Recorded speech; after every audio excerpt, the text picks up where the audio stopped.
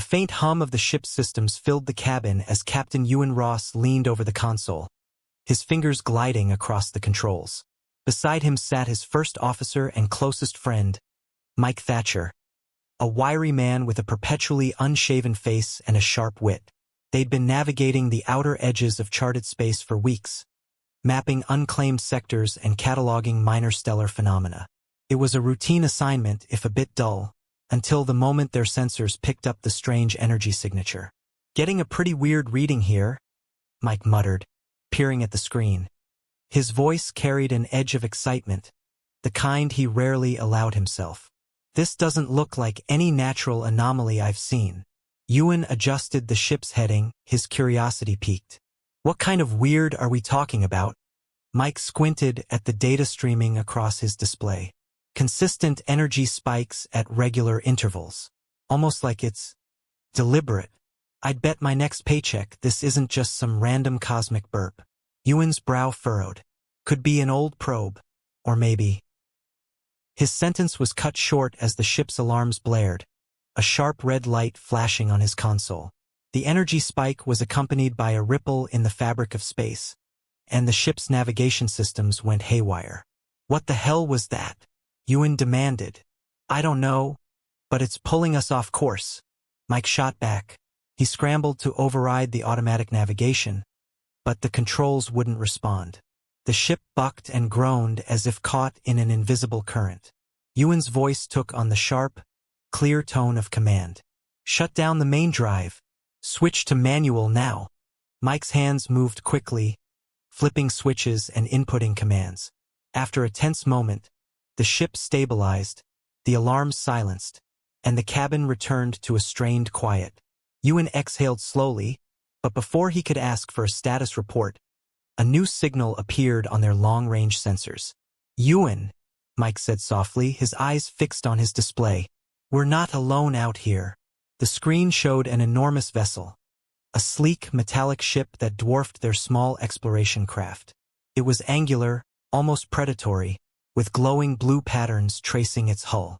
The sight sent a chill down Ewan's spine. He'd read about alien encounters in classified reports, but this was his first experience seeing an extraterrestrial ship up close. Judging by its sudden appearance, it was no accident they had been drawn off course. A transmission came through, a series of musical tones and resonant hums. The ship's translator worked quickly, and a voice followed.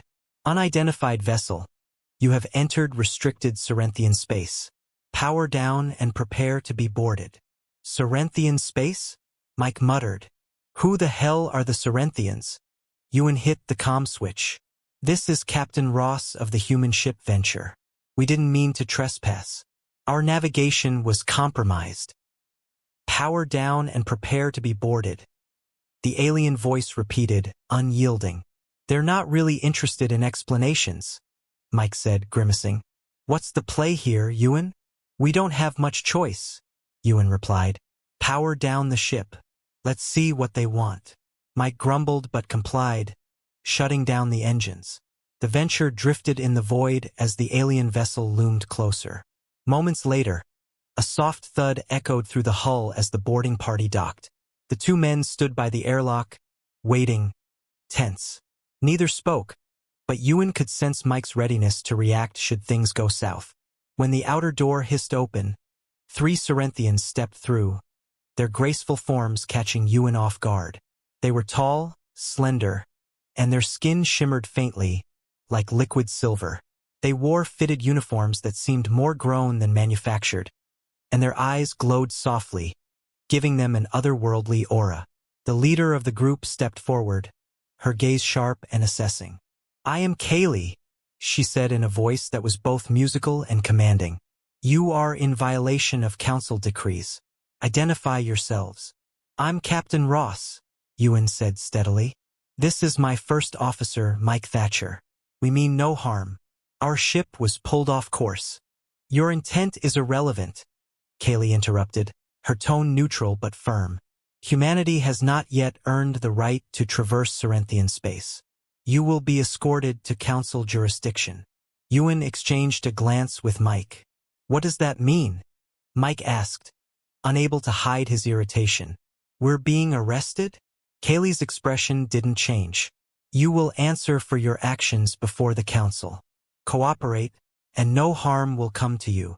Ewan held up a hand to calm Mike before he could say anything rash. "All right, we'll go peacefully." Kaylee gave a small nod, as if she had expected no less. "Good. The council will decide your fate." She turned to one of her subordinates, who handed her a sleek device. Kaylee tapped a few symbols, and the Cerinthian vessel extended a translucent tether to the Venture, pulling it along as they set course for their home system. As the two ships glided through the stars, Ewan and Mike sat in their cabin, going over what had just happened. The initial shock was fading, replaced by a mixture of apprehension and curiosity. Mike, always one to break the tension, leaned back in his chair and crossed his arms. "Well, looks like we're making history whether we like it or not," he said. "First humans to stand before some alien council." Ewan gave a wry smile. "Not exactly the way I envisioned our first contact." "Yeah, but you can't say it's boring. That counts for something, right?" Ewan didn't answer immediately. His gaze was fixed on the viewport, where the Cerinthian ship's glowing patterns pulsed rhythmically. Whatever the council decided, one thing was certain: humanity's place in the galaxy was no longer a question of if, but how. Chapter 2. Against all odds. The Cerinthian capital orbited its primary star like a glimmering jewel, a complex lattice of stations, ships, and habitats. Ewan and Mike stood in a holding chamber within the council's immense citadel, a structure of spiraling glass and light. The room was quiet, save for the faint hum of alien machinery. Ewan paced the length of the chamber while Mike leaned against a sleek, silver wall. "Do you believe them?" Mike asked, breaking the silence. Ewan stopped pacing and turned. "About what?" "That thing out there. The energy anomaly, or whatever they're calling it. Do you think it's as bad as they say?" Ewan exhaled through his nose, a habit he'd developed when deep in thought. "The readings we picked up before we were boarded were unusual. If it's causing instability in their systems, they're not exaggerating. So why bring us into this?" Mike's voice carried a hint of frustration. "They hate us, right? Don't trust us. If they're so advanced, why can't they handle it themselves?" Before Ewan could respond, the door slid open with a faint chime. Kaylee entered, her movements fluid and deliberate. She inclined her head slightly, though whether it was out of courtesy or mere protocol was unclear. "Captain Ross." "First Officer Thatcher," Kaylee began. "You've been granted an audience with the council. Any chance we'll understand what's going on before they grill us?" Mike asked, folding his arms. Kaylee's luminous eyes flicked to him. "You'll have the information you need." Ewan nodded. "Then let's not keep them waiting." Kaylee led them down a long corridor, the walls aglow with shifting patterns. The chamber they entered was vast, its domed ceiling showcasing a holographic projection of the surrounding star systems. Representatives from multiple alien species sat in concentric rings, their voices a murmur that ceased as Ewan and Mike stepped inside. A Cerinthian counselor with elaborate markings on his skin raised a hand. "Humans, you stand before this council under suspicion of trespassing in restricted space." "That wasn't our intent," Ewan replied firmly. "Our ship's navigation was disrupted by an energy anomaly.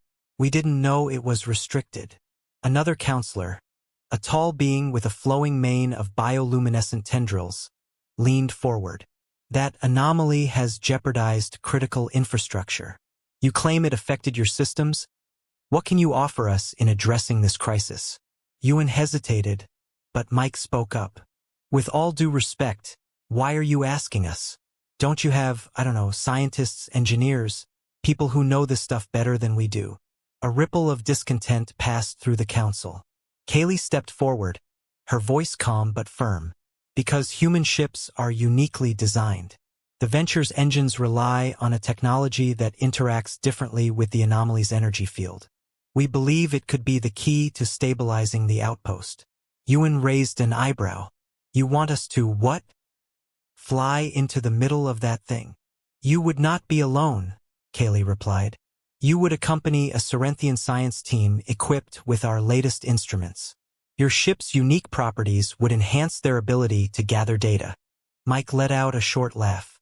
So let me get this straight.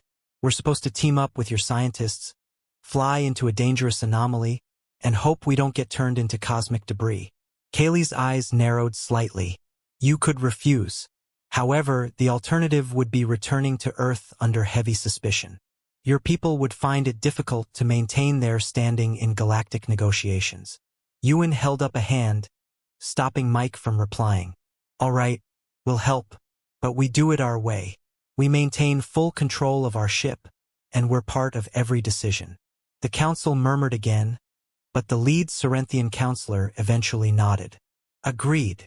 As Ewan and Mike followed Kaylee out of the chamber, Mike leaned in and whispered, You really think this is a good idea? Do we have a choice? Ewan replied quietly, I just hope their science team knows what they're doing, Mike muttered. The next few hours were a blur of preparations. Kaylee introduced them to the Cerinthian scientists. Tall, graceful figures who seemed perpetually distracted by their intricate instruments. Ewan and Mike, by contrast, focused on checking and rechecking the venture's systems. The human and Cerinthian teams worked side by side, though the atmosphere remained tense. At one point, Kaylee approached them on the bridge. Is your ship ready? Ready as it'll ever be, Ewan said. Mike added, Not that I trust this plan one bit, but yeah, we're good to go. Kaylee regarded them both for a moment, then inclined her head slightly. Thank you. I know this arrangement is not ideal, but I believe it's the best chance we have. Ewan studied her for a moment. There was no condescension in her voice now, only a quiet determination. He nodded. Let's just make sure we all come back in one piece. The ship powered up, and the human Cerinthian team prepared to enter the anomaly's unstable zone. As they approached the swirling, chaotic energy field, Ewan glanced at Mike. You ready? Ready as I'll ever be, Mike replied. Ewan looked back at Kaylee, who stood at the science console. Their eyes met briefly, and for the first time since this mission began, he felt a glimmer of trust. Chapter 3, Forging Trust. The venture bucked as it entered the outer edge of the anomaly's field. Static crackled through the comms, and the ship's instrumentation wavered. Ewan Ross held the controls steady, his jaw clenched, while Mike Thatcher muttered under his breath. Every time I think we've stabilized, the readings spike again, Mike said, his fingers dancing over the console. If we keep this up, the ship's going to shake itself apart. Ewan kept his eyes on the swirling chaos outside. We just need to get close enough for the Cerinthians to run their scans. Keep those thrusters firing. In the back of the bridge, the Cerinthian scientists huddled over their instruments. Their elegant hands moved with practiced precision, but their faces betrayed their unease. Kaylee stood among them, her expression impassive as she monitored the data streaming in. Captain Ross, she said, her voice cutting through the tense atmosphere. Adjust your course by 3 degrees. We're not getting a stable signal. I'm doing the best I can, Ewan shot back. This field isn't exactly forgiving. Mike glanced over his shoulder. Hey, if you think you can pilot this thing better, by all means, take the controls. Kaylee didn't rise to the bait. Instead, she stepped forward, peering at Ewan's display. You need to compensate for the drift caused by the anomaly's flux. It's subtle, but if you... She reached past him, brushing his arm as she pointed to a section of the console. Here, that should stabilize your heading. Ewan hesitated, then made the adjustment. The venture's shuddering eased slightly. Thanks, he said begrudgingly. But don't touch the controls again. This is still my ship. Understood, Kaylee replied, stepping back. There was no malice in her tone, only calm professionalism. As the venture moved deeper into the anomaly, the tension on the bridge thickened. The scientists called out rapid-fire instructions, their voices overlapping. Mike tried to keep up, but the unfamiliar terminology grated on his nerves. Can someone explain to me what the hell they're saying? He growled. Kaylee moved to his side, her tone softer now. They're compensating for the energy distortions. Each adjustment requires precise timing. If they're not synchronized, the readings will be useless. Mike eyed her, skeptical. And you're sure they know what they're doing? Kaylee met his gaze. They are the most skilled in their field. But that doesn't mean they're perfect. Mistakes happen, even for us. Ewan glanced at them. Mistakes out here could kill us. So let's not make any. Kaylee nodded, her luminous eyes betraying a hint of worry. We will do our best. And if you see something we don't, speak up. That simple acknowledgement seemed to ease the tension. Mike turned back to his station, grumbling less. Ewan focused on keeping the venture steady as it moved closer to the anomaly's core. Hours passed as the team worked. The Cerinthians called out data points. Mike relayed them to the ship systems, and Ewan maintained the course. Kaylee moved between the scientists and the human crew, her presence a quiet stabilizing force. At one point, Ewan leaned toward Mike. You noticed something about her? Mike gave him a sideways glance. What, besides the glowing eyes? She's not like the rest of them. She actually listens. Mike shrugged. Guess we got lucky. If they'd sent one of those council types, we'd probably be dead by now. Kaylee approached before Ewan could respond. We're nearing the critical zone. Captain, you'll need to adjust the ship's pitch by 2 degrees and hold it steady. Got it, Ewan said. He made the adjustment and kept his hands firm on the controls. What's next? The lead Cerinthian scientist, a stoic figure named Rhinal, spoke for the first time. Prepare to deploy the stabilizer probes. The field is volatile. Mike snorted. Volatile? That's putting it lightly. Kaylee shot him a look but said nothing. She turned back to Rhinal. Are we ready? Rhinal hesitated, then nodded. We must proceed. Ewan glanced at Mike. Ready to launch the probes? Yeah, I've got it, Mike replied. He pressed a series of buttons, and the ship's cargo bay opened. The probes were released, their sleek forms gliding into the anomaly. A moment later, the Cerinthians' instruments lit up with data. Rhinal's calm mask slipped as he leaned closer to his console. This is not what we expected. What does that mean? Ewan demanded. What's happening? Kaylee's face tightened. The anomaly is more unstable than we anticipated. The probes are detecting a rapidly increasing energy fluctuation. Mike cursed under his breath. Great. So now what? Kaylee moved to the captain's chair. Captain Ross, we need to back out slowly. Keep the data streams intact, but do not remain in the core any longer. Ewan nodded. You heard her, Mike. Reverse thrusters. Let's get out of here in one piece. As the venture began its slow retreat, the bridge crew worked in tense silence. The anomaly pulsed around them, its energy tendrils brushing against the ship's shields. Kaylee stood next to Ewan, her hand gripping the edge of the console as she watched the displays. The ship finally broke free of the anomaly's grasp. The crew let out a collective breath of relief, and the bridge settled into a more subdued atmosphere. Kaylee looked at Ewan and Mike, her expression less guarded. You've done well, she said quietly. Both of you. Ewan glanced at her. We're still alive. That's what matters. Mike gave a weary chuckle. Next time, though, maybe someone else can fly into the cosmic death storm. Kaylee almost smiled. If there is a next time, I'll make sure you have proper support. Ewan exchanged a look with Mike, then gave Kaylee a brief nod. Fair enough. As the venture set a course for safer territory, the bridge crew allowed themselves a moment of calm. They had survived the anomaly, but it was clear their work was far from over. For now, though, they had taken the first steps toward something that resembled mutual respect. Chapter 4, The Turning Point. The venture's interior was eerily quiet, save for the occasional hum of the engines.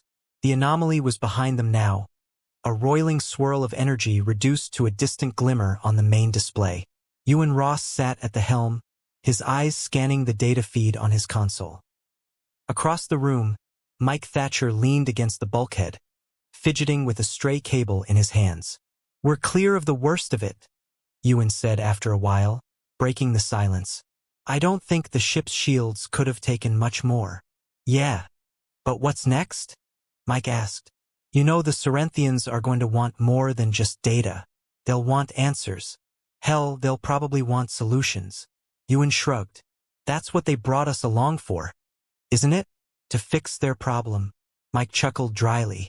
Sure. A couple of humans in a borrowed ship with an alien science team. Sounds like a flawless plan. Kaylee entered the bridge, a data pad in her hand. She didn't seem to notice Mike's sarcasm as she moved to stand beside Ewan's chair.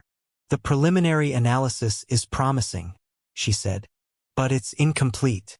We'll need additional runs through the anomaly to fully understand its nature.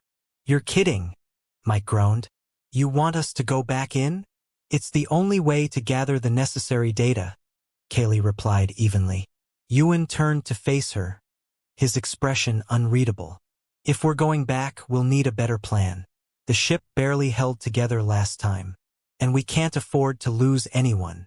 Kaylee hesitated, her gaze shifting to the floor. I'll speak to the council. They may authorize upgrades to the ship's shields. I can also request additional support. Request? Or demand? Mike cut in. Because if they're serious about this, they should be handing us everything we need on a silver platter. Mike, Ewan said in a warning tone, but Kaylee raised a hand to stop him. Your frustration is understandable, she said, looking directly at Mike. But the council is not known for immediate action. It may take time to convince them. Mike muttered something under his breath and turned away, clearly unhappy. Ewan sighed and pinched the bridge of his nose. Look, Kaylee, if we're going back in, we need to know the natural flow of energy in that region. Interference from what? Ewan asked. She hesitated again. Possibly a malfunctioning device.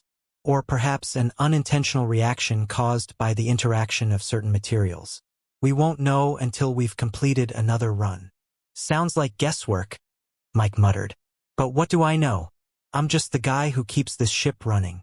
Kaylee met his gaze, her expression softening. Your expertise is essential. I know you don't trust the council, but you have my word. We'll do everything we can to ensure your safety. For a moment, Mike looked like he might snap back with another sarcastic remark. Instead, he just nodded gruffly. Fine. Just don't expect me to enjoy it. Ewan watched the exchange, a faint smile tugging at the corner of his mouth. All right, he said. We'll prep for another run. But if things get out of hand, we pull out. Agreed. Agreed, Kaylee said. Mike shrugged. Sure. But if this ship explodes, I'm blaming you. The three of them worked together for the next several hours, reviewing the data from their first trip into the anomaly. Kaylee's knowledge of Cerinthian technology proved invaluable, while Ewan's steady hand at the helm ensured the crew's safety. Mike, despite his grumbling, kept the ship systems in peak condition, running diagnostics and making adjustments to improve their chances of success. As the hours stretched on, their initial tensions began to ease. Kaylee showed a knack for explaining complex scientific concepts in terms that Ewan and Mike could understand. She listened to their input, adjusting her strategies to incorporate their insights. Gradually, they began to trust one another. Not completely, but enough to make their collaboration feel less like an obligation and more like a shared goal.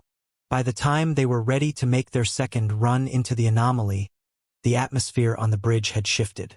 There was still plenty of uncertainty, but it was tempered by a growing sense of mutual respect. They didn't have all the answers yet, but for the first time it felt like they were on the right path. Chapter 5, A Glimpse of Home. The Cerinthian homeworld wasn't what Ewan had expected. He'd imagined gleaming, towering spires, bustling cities, and a kind of ordered chaos. Instead, what unfolded before him was serene. A vast expanse of crystal blue oceans, punctuated by islands that seemed to shimmer under the soft golden light of two suns. The landing pad was perched on the edge of one such island, blending seamlessly into the natural rock and glass-like sand. Mike stepped off the venture's boarding ramp, craning his neck to take it all in. Ha! You'd think with all their advanced tech there'd be more, cities. Kaylee, waiting for them on the platform, glanced at him. This region is reserved for those seeking tranquility. The larger settlements are on the mainland. Ewan joined them, shielding his eyes from the light. Looks peaceful enough. Why bring us here, though? I thought we'd be debriefed at the council chamber. Kaylee turned toward a narrow path leading down to a gleaming shoreline. The council agreed it would be beneficial for you to see this side of Cerinthian life. Follow me. Mike raised an eyebrow at Ewan, who just shrugged and gestured for him to follow. The three made their way down the path, the sand crunching softly underfoot. As they walked, Kaylee glanced back at them. You both seemed surprised. What were you expecting?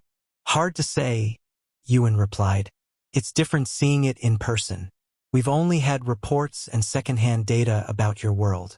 No one back home really knows what it's like. Not exactly the welcome I thought we'd get, Mike added. We're used to people either shoving us into meetings or throwing us in a cell. This feels like a vacation spot. Kaylee's lips quirked up in what might have been the ghost of a smile. We value balance. The council chambers can be intense. This is a better setting to discuss what lies ahead. The path widened, opening onto a small cove. Gentle waves lapped at the shore, and a faint breeze carried the scent of something floral and unfamiliar. Kaylee stopped, turning to face them. Before we continue, I want to thank you both. The data we gathered wouldn't have been possible without your cooperation. Mike rubbed the back of his neck. Well, you're welcome, I guess. But I'm guessing you didn't bring us here just to say thanks. Kaylee nodded. You're correct. We need to run another mission. But we also need you to understand why this is so important. Ewan crossed his arms. Then explain it to us. No more vague statements. What's really going on with that anomaly? Kaylee took a moment, glancing out at the water. It's not just a natural occurrence. Our preliminary analysis suggests it was artificially triggered. But we don't know by whom or why. Triggered? You mean someone created that thing? Mike's eyes narrowed. So this isn't just a freak energy storm. No, Kaylee said. If we don't figure out how to stabilize it, it could destabilize entire trade routes and cause widespread damage. Not just to our systems, but potentially to yours as well. Ewan frowned. And you're only telling us this now? The council was reluctant to reveal the full scope of the issue, Kaylee admitted. But you've proven capable, and I believe it's in our best interest to be honest. Mike let out a low whistle. So not only are we trying to fix a problem we didn't cause, but we're also dealing with a cover-up. Kaylee met his gaze. I assure you, this was not my decision. My role is to ensure our efforts succeed, and that includes being transparent from now on. Ewan sighed. All right, but if we're going back out there, we need to know exactly what we're looking for. No more surprises. Agreed, Kaylee said. There's one more thing. She gestured toward a small, dome structure tucked into the hillside. We've prepared additional resources and upgraded equipment. It should give you a better chance of success. Mike's expression softened slightly. Now that's more like it. What kind of upgrades? Enhanced shielding, improved sensors, and a faster data relay system, Kaylee said. The council was hesitant, but they authorized it after reviewing your performance. Ewan nodded slowly. All right, we'll check out the equipment and see how it integrates with our systems. Kaylee stepped aside, letting them pass. Take your time. When you're ready, we'll return to the venture and begin preparations for the next mission. As Mike and Ewan entered the dome to inspect the equipment, they couldn't help but exchange glances. For all the tensions and frustrations of working with the Cerinthians, something was shifting. They weren't allies yet, but the gaps between them didn't seem as wide anymore. Chapter 6. Challenges and Choices. The venture hummed steadily as it powered up for its next mission. On the bridge, Ewan adjusted his collar and glanced at the Cerinthian scientist, Rhinal, who was hunched over the main sensor console. Mike stood nearby, arms crossed, watching the proceedings with his usual skeptical expression. Any last-minute surprises we should know about? Mike asked, his tone half joking, half serious. Rhinal didn't look up from his console. The adjustments to the shielding and sensor arrays are complete. Theoretically, it should give us more stability within the anomaly. Theoretically? Mike echoed, shaking his head. Great. I love theories. Kaylee entered the bridge, a data pad in hand, and walked straight to Ewan. The council has approved our flight plan. We have a narrow window to enter the anomaly and collect the remaining data. Ewan nodded. What's the goal this time? Pinpointing the anomaly's exact source, Kaylee said. If we can identify the origin point, we may be able to shut it down or at least control its effects. Mike tilted his head. You mean the same origin point we still don't know anything about? Correct, Kaylee said evenly. Ewan held up a hand before Mike could press further.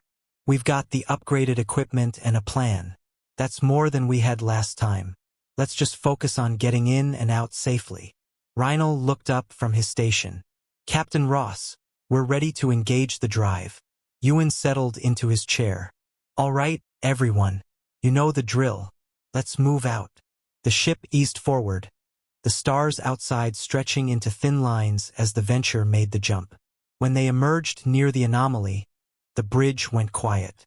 The swirling vortex of energy looked even more volatile than before, its pulses casting an eerie glow on the ship's hull. Still hate looking at that thing, Mike muttered, checking the readings on his console. Shields are holding, but I'd rather not stay here any longer than necessary. Kaylee stood behind Reinl, observing the data as it flowed in. Begin the scan, she said. Reinl's hands moved quickly over the controls. Launching probes now. Ewan and Mike watched as the data streamed across their screens. The ship's new sensors picked up details that had been invisible before. Subtle fluctuations. Patterns within the chaos. I don't like this, Mike said under his breath. It's too quiet. No malfunctions, no sudden energy spikes. It feels wrong. Would you prefer the ship shaking itself apart again? Ewan asked dryly. Just saying, quiet usually means something's about to go sideways. Kaylee turned toward them. The readings are consistent so far. If we maintain this position, we'll have the data we need within a few more minutes. That's the problem, Mike replied. When has anything ever gone smoothly for us out here? Ewan shot him a look, but before he could respond, Reinl spoke up. I'm picking up something unusual. Everyone turned to look at his console. The energy patterns had shifted, and a new signal was emerging. It was faint, but it had a clear structure, like a deliberate transmission. What is that? Ewan asked. It appears to be an encoded signal, Reinl said. It doesn't match any known Cerinthian or human protocols. Mike's hands flew over his controls. So we've got some unknown party sending a signal inside this mess? That's comforting. Kaylee stepped closer to Reinl. Can you isolate it? Not without moving closer to the core, he said, his voice tight. Closer? Mike raised an eyebrow. You're kidding, right? Ewan tapped his console. The shields can handle it for a short time. If that signal is the key to understanding this anomaly, we can't just ignore it. Mike sighed. Fine. But when this thing starts throwing us around again, I'm blaming you. Ewan gave him a faint smirk. Noted. The Venture edged toward the core. The signal grew stronger, its structure more defined. Kaylee and Reinl worked quickly, trying to decode it. The ship trembled slightly as the anomaly's energy surged around them. Shields are holding, Mike said, his hands steady on the console. But we're not going to last long if this thing flares up. Almost there, Kaylee said. She glanced at Ewan. We need a few more moments. Ewan nodded. Mike, keep the ship steady. Reinl, Kaylee. Get what you need and let's get out of here. A tense silence fell over the bridge. Ewan focused on the display, watching the signal take shape. He could feel the weight of the moment. Their decisions here would have far-reaching consequences. Reinl let out a sharp breath. We've got it. Data is secure. Ewan didn't hesitate. Back us out, Mike. Now. The Venture slowly retreated from the anomaly, the signal still faintly visible on their screens. Once they were clear, the tension on the bridge eased. Kaylee looked at Ewan and Mike. You've done well. This information will help us understand the anomaly's source. Mike leaned back in his chair, his expression still skeptical. Let's just hope it was worth it. Ewan glanced at Kaylee, then back at Mike. We're making progress. That's all that matters right now. Kaylee nodded. Progress, indeed. but we still have much to uncover. The venture set a course back toward Cerinthian space, carrying not just the data they had gathered, but also the weight of the choices they would have to make in the days ahead. Chapter 7. The Unseen Threat. Ewan Ross rubbed his eyes and leaned back in the captain's chair, trying to ignore the growing headache that had been building all day. The venture's bridge lights were dim, casting a soft blue glow over the consoles and displays. The anomaly's data was finally decoded, but the results were troubling. Mike Thatcher stood nearby, his arms crossed. So let me get this straight. That signal we picked up? It's not just some random background noise. No, Ewan said, his voice heavy. It's deliberate, and it's definitely not Cerinthian. Great, Mike said, running a hand through his hair. Because what we really needed was a mysterious signal from an unknown source right in the middle of a death storm. Kaylee entered the bridge, carrying a small data pad. The council is aware of the situation. They've convened a session to determine our next steps. And what exactly are those steps? Mike asked, his skepticism clear. Because we've been doing all the hard work so far, while they sit back and argue. Kaylee's expression didn't change, but her voice was measured. The council is preparing to dispatch additional resources. They understand the gravity of the situation now. Do they? Mike muttered. Or are they just trying to cover their backs? Mike, Ewan said, cutting him off. Let's focus on the task at hand. Kaylee, what do we know about this signal? Kaylee tapped her data pad. The signal appears to be a distress call, but the language and coding are unfamiliar.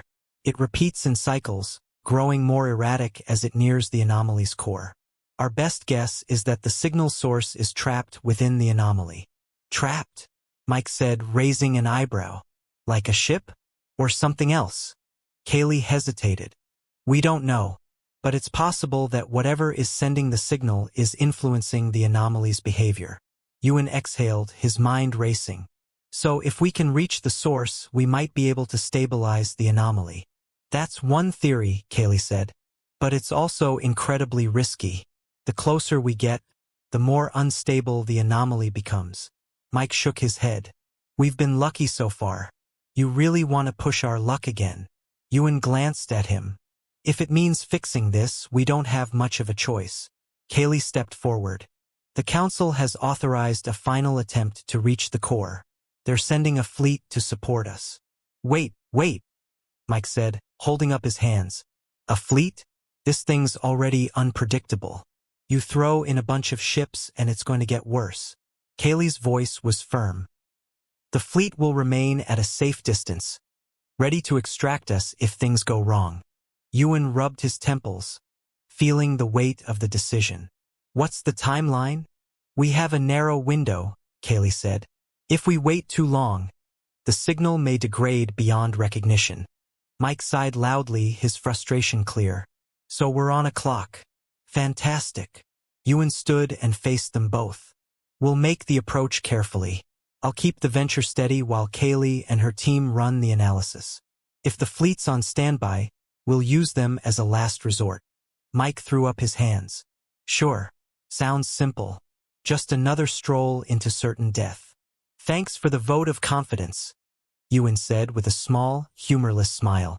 The team spent the next several hours preparing. Rhinal and the other Cerinthian scientists worked closely with the venture's crew, modifying the ship's shielding and running endless simulations. Ewan and Mike double-checked every system, from the thrusters to the emergency life support modules. So, Mike said quietly as they worked, what's your gut tell you? Ewan looked up. My gut. Yeah, Mike said, lowering his voice. You really think we can pull this off? Ewan thought for a moment. I think we've come this far. We can't turn back now. Mike snorted. Not exactly comforting, but I'll take it. When the venture finally approached the anomaly again, the atmosphere on the bridge was tense. The ship shook slightly as it entered the outer field, the swirling energy patterns more chaotic than ever.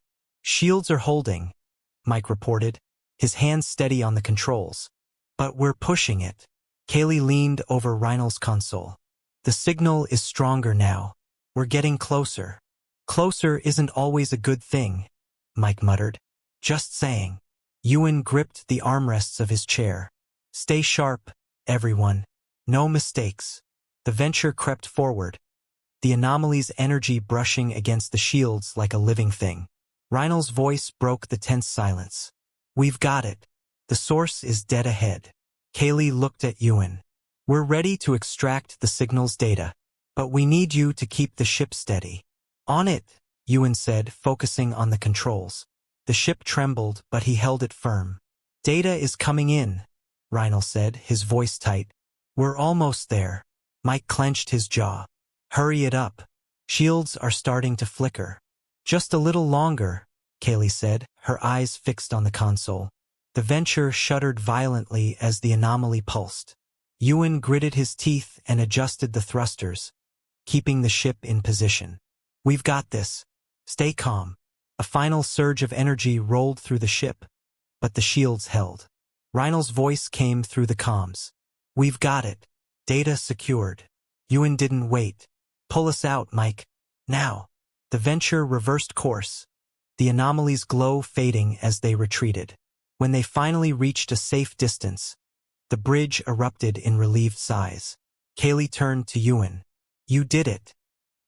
Ewan leaned back in his chair, letting out a breath he hadn't realized he'd been holding. We all did. Mike let out a low chuckle. I can't believe we made it out of there in one piece.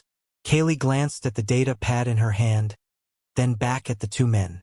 With this data, we can finally understand the anomaly's origin. We may even be able to neutralize it. Ewan exchanged a look with Mike, then gave a slight nod. Then let's make sure it's worth the effort. Chapter 8. A Future Together. The Venture's bridge was quiet, save for the occasional soft chime from the consoles. The data they had retrieved was finally decoded, the results displayed on the main screen. Ewan Ross stood with his arms crossed, staring at the intricate graphs and readouts that seemed to shift with every second. Mike Thatcher leaned against a nearby console, chewing on a strip of dried fruit. So, this is it? Mike asked, gesturing at the display. This is what we nearly died for? Kaylee stepped forward, her luminous eyes focused on the data.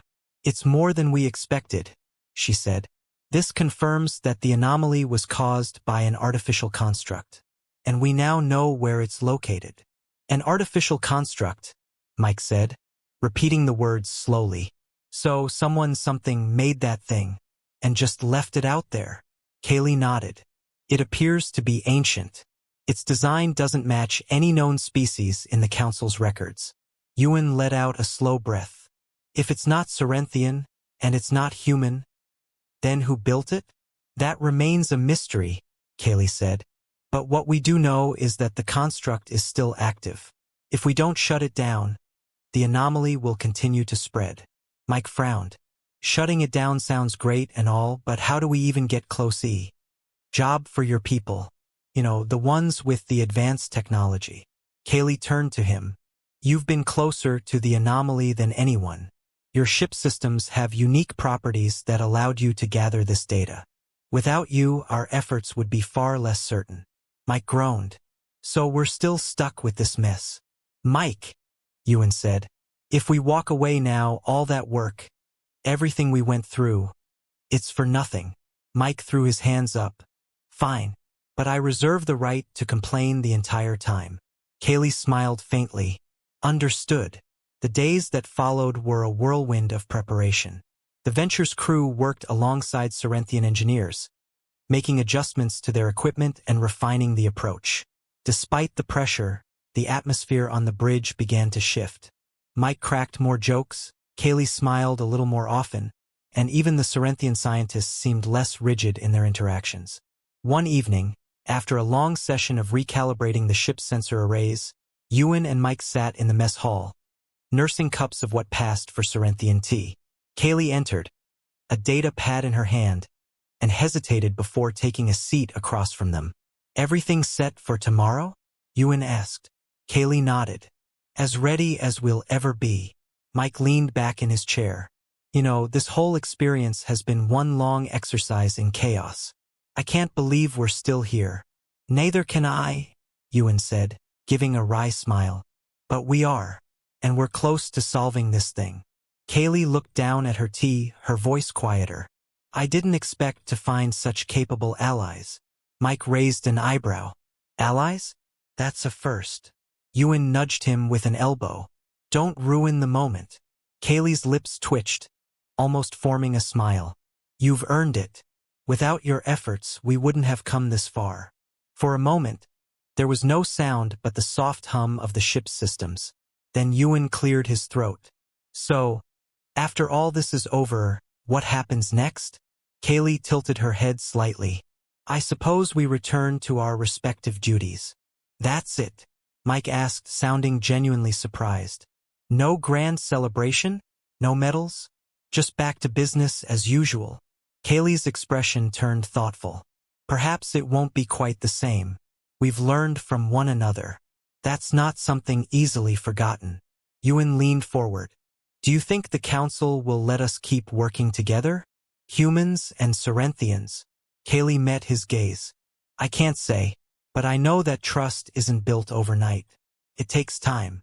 Well, Mike said, raising his cup, here's to time. And to not blowing ourselves up tomorrow. Kaylee gave a small nod. To time. The final mission began the next day. With the upgraded equipment, the Venture approached the anomaly's source one last time. The crew worked seamlessly together. Mike managing the ship systems, Ewan keeping the ship steady, and Kaylee relaying data and adjustments. The moment came when they initiated the disruption, and the construct's influence began to fade. The anomaly, once a violent swirl of chaos, started to stabilize. As the Venture pulled away, the bridge erupted in quiet cheers. The mission was a success. Afterward, Ewan stood alone on the observation deck, looking out at the stars. He heard footsteps and turned to see Kaylee approaching. It's done, he said simply. Kaylee nodded, standing beside him. Yes, thanks to you and your crew. Thanks to all of us, Ewan corrected. You were right there with us the whole time. Kaylee glanced at him, her expression softer than he'd ever seen. It seems we're capable of more than we believed. Yeah, Ewan said. And maybe we're not so different after all. For a moment they just stood there watching the stars. There was no council, no politics, no lingering doubts. Just the quiet understanding that, for once, they had worked together to achieve something greater.